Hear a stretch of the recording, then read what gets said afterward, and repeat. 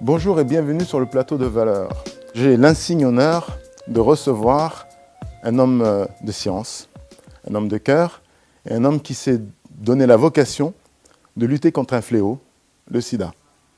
Bonjour, professeur Jacques Thèse. Vous êtes professeur à l'Institut Pasteur, vous êtes chercheur, vous êtes l'auteur de nombreux ouvrages, vous avez des distinctions que ma mémoire ne permettrait pas de citer complètement. Je crois que vous êtes chevalier de la Légion d'honneur, mais je sais que vous êtes également le fils d'un paysan du Gers.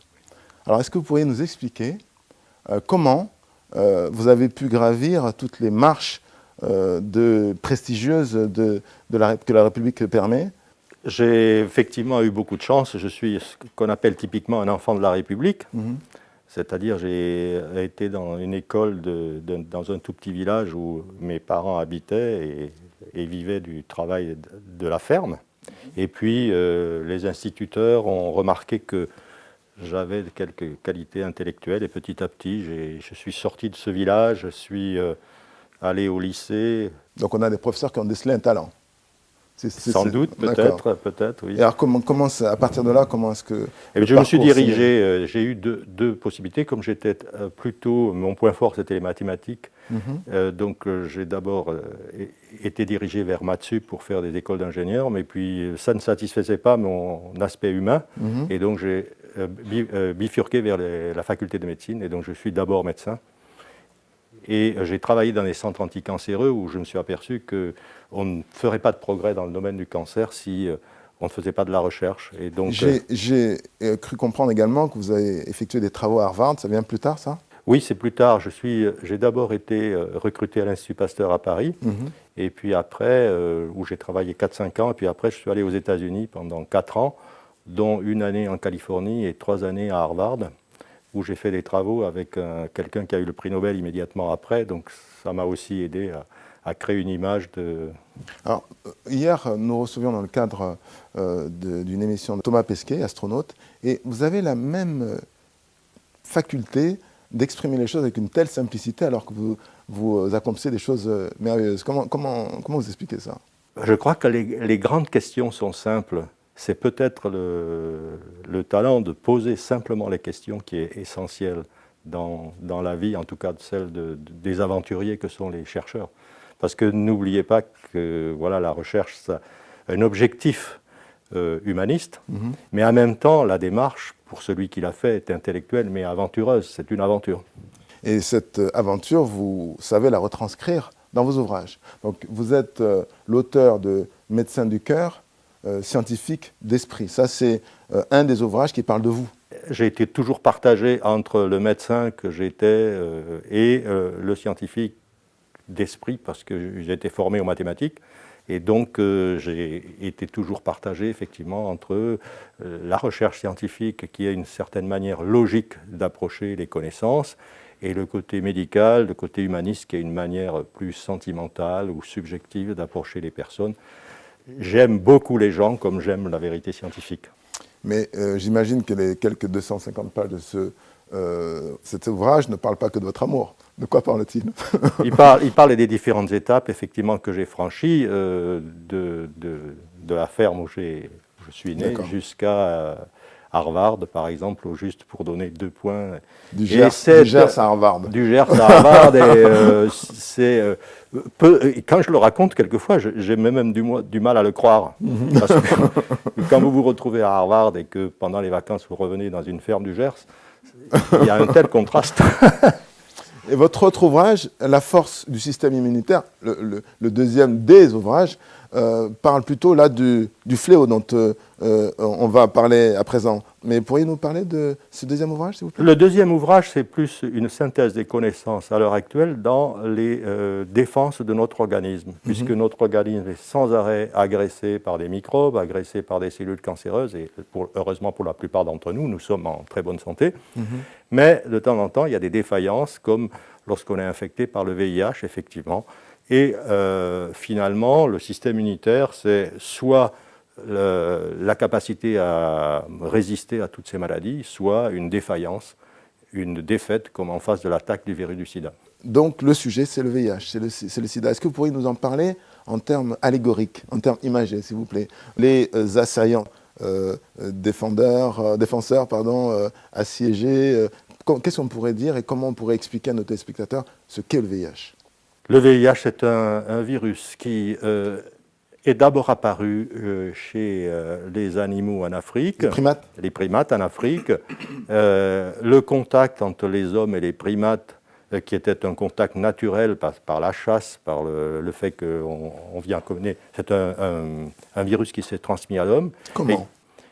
Par exemple, par le sang des animaux que l'on mangeait ou que l'on chassait. D'accord. Je pense que c'est vraisemblablement ça. Mais il reste que des points d'interrogation. Il reste des points d'interrogation, mais la plupart des gens pensent que c'est le contact avec le sang, un chasseur blessé et un animal blessé, et puis le virus est passé à l'homme. Ça, c'est connu. Et puis après, c'est l'explosion de la démographie dans certaines grandes villes. Mais alors, excusez-moi, je me permets de vous interrompre. C'est-à-dire que si les primates souffraient de ce virus, ils devaient également décéder en quantité importante. Certainement. Ça a dû contribuer à faire des problèmes dans les populations de primates. Bon, là, ce n'est pas très bien identifié, on ne peut pas savoir. Ce qui est certain, c'est que quand ce virus est arrivé chez l'homme, il a fait des ravages immédiatement, d'abord dans la communauté homosexuelle, puis dans la communauté hétérosexuelle. Il s'est transmis à une vitesse foudroyante, puisqu'on a détecté la maladie pour la première fois aux alentours des années 1980-1985, mais il sévissait évidemment avant, mais à partir de ces années-là, il y a eu une explosion pour atteindre des chiffres de 40 millions de personnes contaminées, et avec au pic de l'épidémie, environ 3 millions de décès par an. Donc aujourd'hui, après on passera à la question vraiment qui nous taraude, c'est quel est ce phénomène? Mais si vous parlez de statistiques là aujourd'hui, on est sur un plateau ou on est sur une courbe descendante? Comment on est là? Aujourd'hui, comme vous le savez, il y a des traitements pour faire baisser la quantité de virus. Et avec une partie non négligeable de la population reçoit ces traitements, et donc ça participe au plateau de l'infection, de la même manière que les mesures de prévention, par l'éducation, par toutes mesures de prévention pour ne pas transmettre le virus du sida.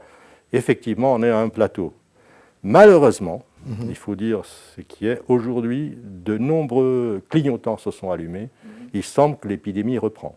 Parce qu'en fait, les gens pensent qu'il y a un traitement, et donc ils se protègent moins. Et de ce fait, dans certaines communautés, l'épidémie reprend. Et au niveau mondial, comme vous savez, la crise économique fait que les États qui étaient capables de fournir des médicaments gratuits ne sont plus capables. Moi, je suis plus particulièrement un pays, le Cameroun, en Afrique, où avant la crise de 2008, on peut estimer qu'un tiers des personnes contaminées étaient traitées. Et puis, après la crise de 2008, la crise économique, on est tombé à 10-15%, dépendant des régions, de patients traités, c'est-à-dire la moitié. Donc c'est un facteur de reprise de l'épidémie. Voilà à peu près la situation. Donc ça, ce sont des considérations statistiques importantes, bien entendu, mais statistiques. Alors aujourd'hui, ce qui serait vraiment indispensable pour nous, c'est de comprendre le phénomène. Le phénomène. Comment est-ce que l'assiégé est agressé par l'agresseur? Oui, ça c'est très, très intéressant. Je fais partie j'ai contribué à découper la maladie en plusieurs phases. Et j'ai distingué par mes travaux deux phases.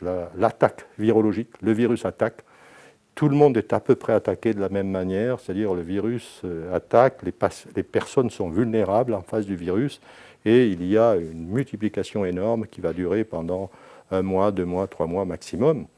Puis commence... Une multiplication de quoi? Du virus. Du virus, d'accord. Il envahit l'ensemble du corps. Il commence par sa présence, se déclenche une deuxième maladie, qui est la maladie des défenses immunitaires. D'accord. Et les défenses immunitaires étant attaquées par le virus, l'organisme qui est ainsi attaqué va devenir vulnérable au cancer, à d'autres infections, et va mourir d'autres infections. En gros, si je schématise, on a un agresseur, on a donc une population assiégée. Oui. À force d'être assiégée, elle est affaiblie. Oui. Et les assaillants sont de plus en plus nombreux.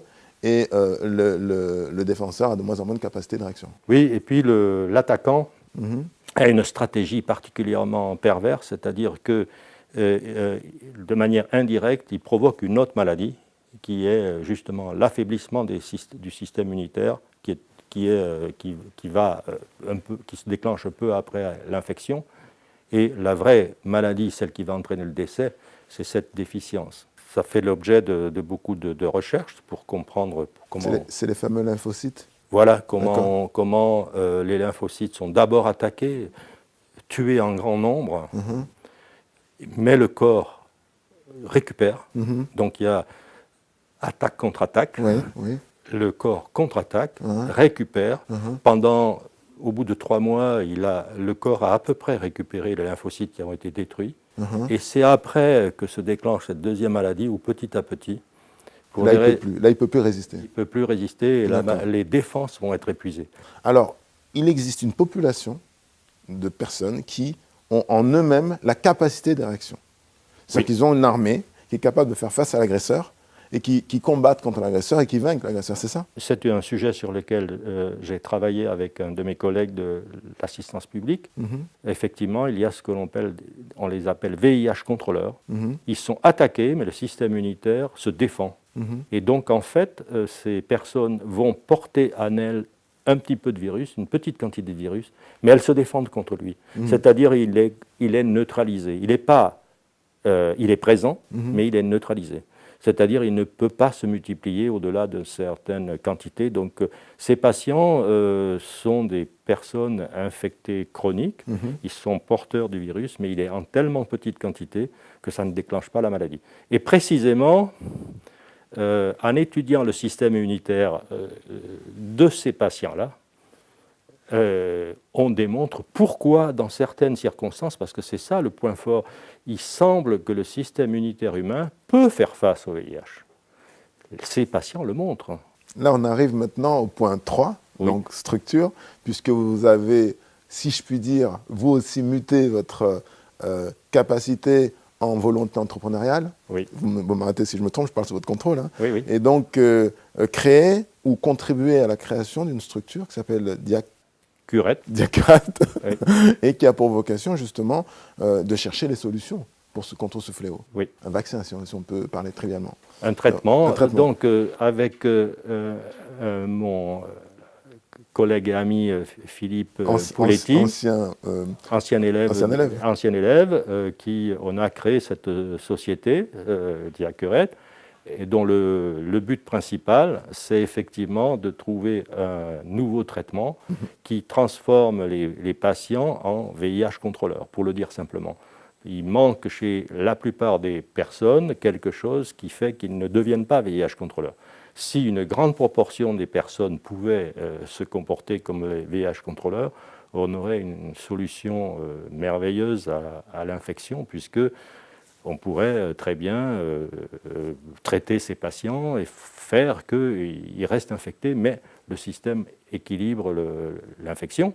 Comme ça se passe dans des infections comme l'herpès. Chacun d'entre nous connaît, soit est infecté parce que c'est très fréquent, soit connaît des gens porteurs d'herpès qui vont avoir une petite poussée au coin des lèvres, et puis 3-4 jours après, c'est disparu parce que le système immunitaire a contré le virus herpès. Donc voilà ce qu'on cherche avec le VIH, c'est avoir des gens qui ont un système immunitaire suffisamment fort pour pouvoir contrôler le virus spontanément et donc Dans l'idéal, ils n'auront plus besoin de traitement. Maintenant, on peut avoir des objectifs d'abord plus modestes, c'est-à-dire de faire que, par exemple, les patients vont pouvoir vivre pendant 1 année ou 2 années sans traitement, puis peut-être après, ils reprendront un peu de traitement et ainsi de suite. Donc, l'idéal, c'est d'arriver à faire qu'on n'ait plus besoin de leur donner des médicaments contre le virus et qu'ils se défendent spontanément.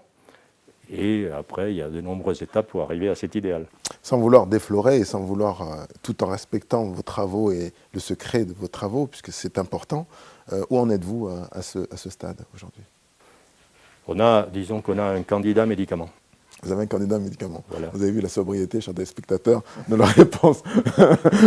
Donc, à ce stade, quels sont les besoins que vous pourriez avoir et en quoi est-ce que peut-être la chaîne peut vous être utile avec les téléspectateurs qui regardent, qui voudraient contribuer? Je ne sais pas. On est à la phase la plus critique du développement. On a achevé la mise au point d'un candidat médicament. Maintenant, on va passer aux phases les phases les plus coûteuses, c'est-à-dire la production en très très grande quantité de ce candidat médicament pour commencer des essais cliniques.